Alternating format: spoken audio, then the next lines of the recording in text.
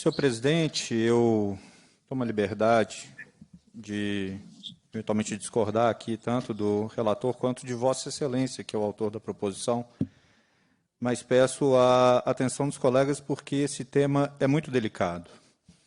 É certo que o projeto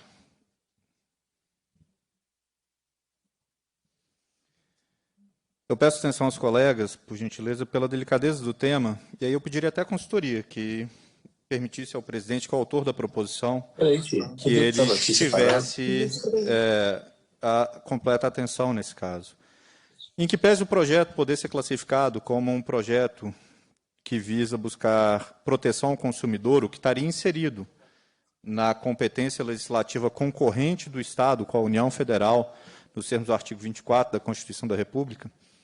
Por outro lado, a gente está tratando de um setor específico que tem até agência reguladora para poder tratar das minúcias e dos detalhes pertinentes a ele.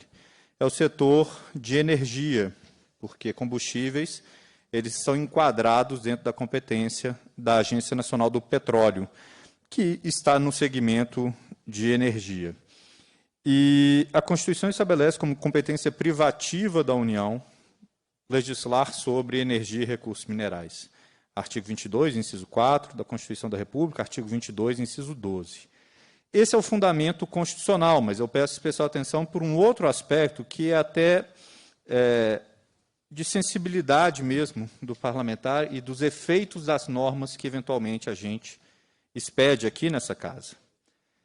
Existe, senhor presidente, uma legislação específica da ANP que obriga os postos de combustível a apresentarem o preço dos seus combustíveis com 3 dígitos depois da vírgula. Eles são obrigados a fazer isso.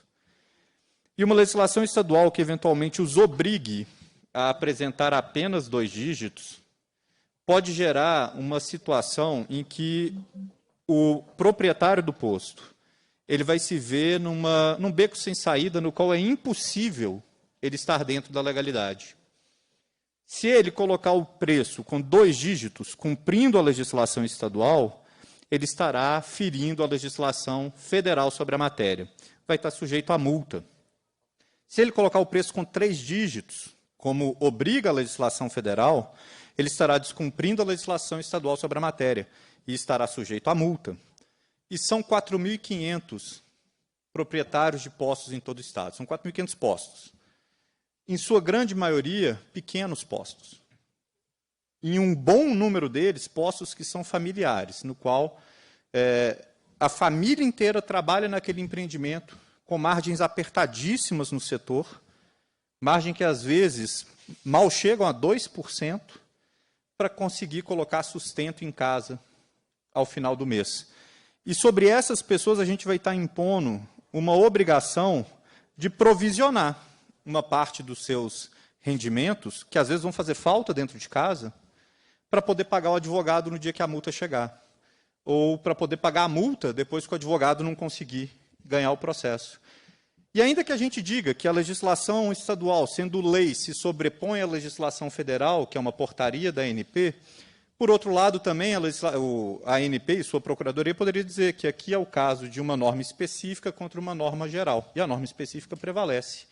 Até que se resolva o conflito, 4.500 empreendedores no Estado vão ter que provisionar seus poucos ganhos, muitos deles seus poucos ganhos, para pagar advogado ou para pagar multa, além de empurrar todos eles, e aí é sem exceção de nenhum, para a ilegalidade. Senhor presidente, é muito delicada a questão, porque a gente aqui, na melhor das intenções, acaba, às vezes, deixando de observar o outro lado da moeda, né? E essa questão que eu gostaria de chamar a atenção de Vossa Excelência, dos colegas, para a possibilidade da gente